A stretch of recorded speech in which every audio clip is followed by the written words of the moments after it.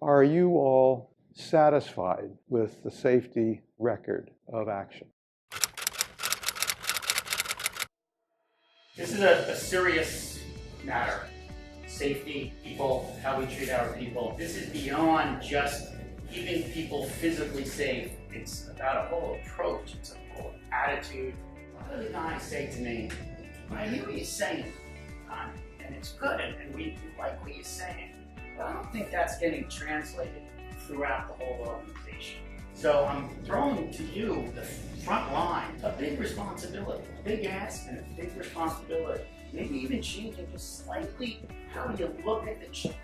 This is serious. You've seen what happened with Sanitation Salvage, right? They didn't lose their license because they had accidents. They lost it because they had a series of accidents, because they had no safety program. You need as many different eyeballs as possible on this. So I want someone who's a professor at New York Law School to give me 2 cents. I want you to give 2 cents, you to give 2 cents.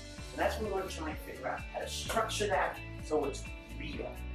So when we leave here, people are actually doing things differently and thinking about things differently.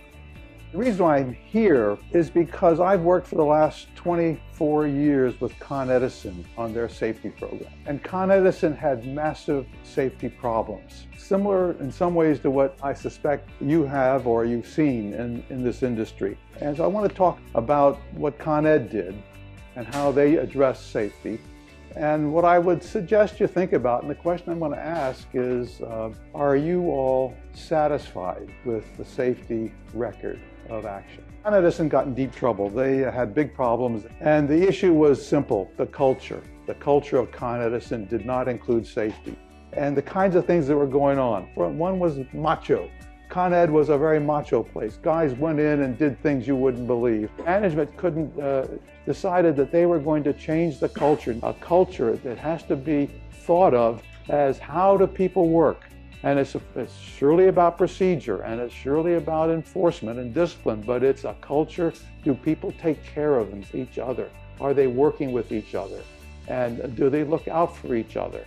And the culture had to change. And so from the top down, suddenly at Con Edison, they decided safety was priority number one, ahead of getting the job done, ahead of getting the lights back on, ahead of getting anything. So it became the first priority. And then what happened was the company began to say, look, there is no such thing as a minor injury. Every fracture, every laceration, every bruise means one of your friends and coworkers was injured on the job and didn't go home. You have to ask why. Well, why are they slipping? What about getting in and out of the truck makes it so hard? What can we do? You have to think about it. An injury is telling you something, and you have to analyze it and think about it, and it has to be really important. And it's not acceptable to say accidents happen. That is just not acceptable. Accidents don't just happen. You have to get behind every accident and work hard to figure it out. And that's what safety cultures do. They are constantly thinking about these accidents, why they happen, analyzing them, doing root cause analysis, looking at behind it, asking why, and then asking why again, and then asking why again. It takes a cooperative effort of everyone. It's not just the managers, it's not just the supervisors, it's everybody. Everybody has to decide that safety is part of their job. It is priority number one. If that doesn't happen, you don't get the culture, because you have to look after everybody's look after each other. There are problems going on. Is this person overtired? Is this person got other problems that we have to worry about? And who's going to look after each other? And that's the culture that you want to build, and that's how you have to begin to think about this. The reason I'm here is because management is committed to this. The top management, they say yes, and that's why you're here, because they're saying we want you to do this too. We want you to be in it. The issues of communication are always there, and in a diverse industry like yours, where you have a diverse workforce and different backgrounds, very important to have a level of courtesy and sense of how you're talking and how you're communicating. Why it's important that if a driver does call dispatchers or his supervisor and says, I'm at a stop and it's dangerous, I don't feel comfortable doing this doing this stuff, why it's important for us to follow through with that change? Well, that if you don't follow through, then it's a breach of faith, right? The guy's called up and says, "Look, I can't back into this place. They got dumpsters here. They got something here. I can't do it." And the supervisor's got to, maybe has to come out and take a look or whatever you have to do to verify. But you got to back up your man. You got to be responsive.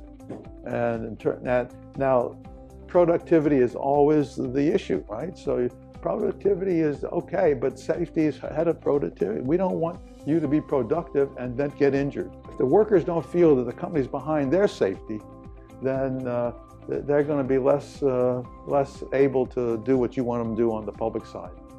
They got to believe that the company really wants them to be safe, and that this is the job. The job is safety as well as productivity. Well, if you take any procedure probably that's ever been implemented here that's failed or gone to the wayside, and you interview the people as to why do you think it didn't work out, the number one answer is going to be because nobody ever did anything about it. Why did you guys stop, letting us know that the container wheel was broken here and it's difficult? Because I told them 10 times and nobody ever did anything about it. So that goes to what you're saying. If we don't follow through, they're not going to let us know the complaints. They're not going to tell us what's happening on the street if they feel like they're talking to no one. So on the backside, there's a lot more procedures got to be in place. We got to have enough people repairing containers if that's the case. Let me just talk about practical drift. To answer the question, practical drift means that people are not following procedures because they have found probably a better or more efficient way in the field to do it. But that then changes what everybody's expectation is, because there's a procedure out there that says X and they're doing X prime for efficiency and for practical reasons. But then that causes a cascading of problems. This is more than just a conversation here. This is another step. I don't want to say it's the beginning because we've been talking about this for years. And guess what? We never will stop. Really, the guys who interact with the drivers and helpers and mechanics, you're the ones who have to get this message across. You're doing so much better than I ever could. And I want you to know that you have full support there. I think you need to do this because you want people, as Frank said, you want people to go home at the end of the day. But guess what? The laws are changing like a locomotive. That sanitation salvage is just the beginning. The city in particular wants to put more and more laws in place, and many companies are not going to be able to handle this. We need everyone's idea for this, but this is serious. It's people's lives, it's property. And folks that can't get on board with this, that's okay. We could be friends. It just can't work here anymore, right? And that's serious. And people need to know that. And those who carry this message, be the leader, just for your own sake, right?